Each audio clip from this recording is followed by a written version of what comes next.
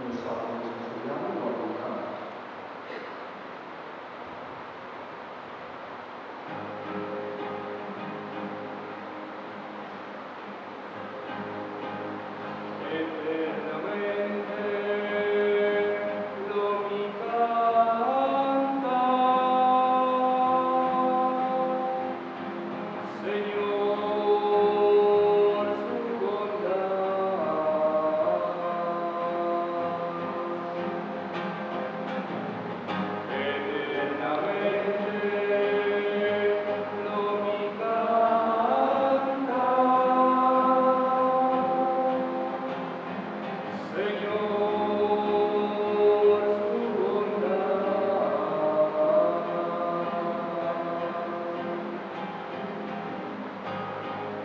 Señor, tu bondad,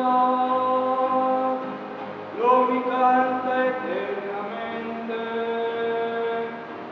Alabamos piedad, del siglo di siglo.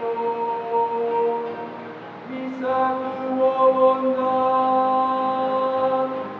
lo que da existir para siempre.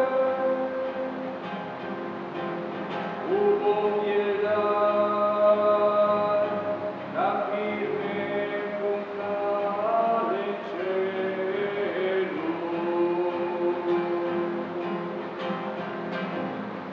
Eternamente lo mi canta,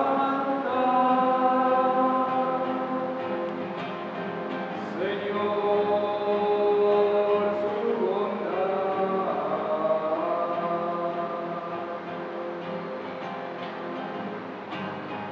Voy a declarar tu voz, hacer una alianza con David,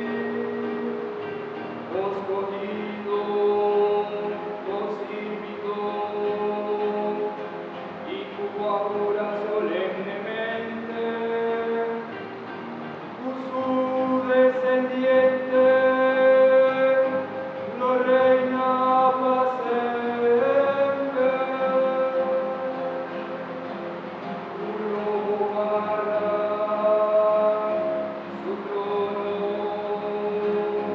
en tu eternidad.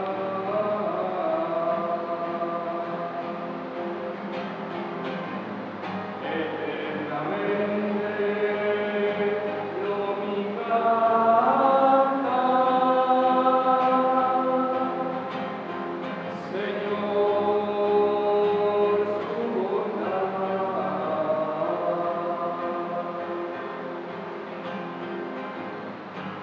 Rey David,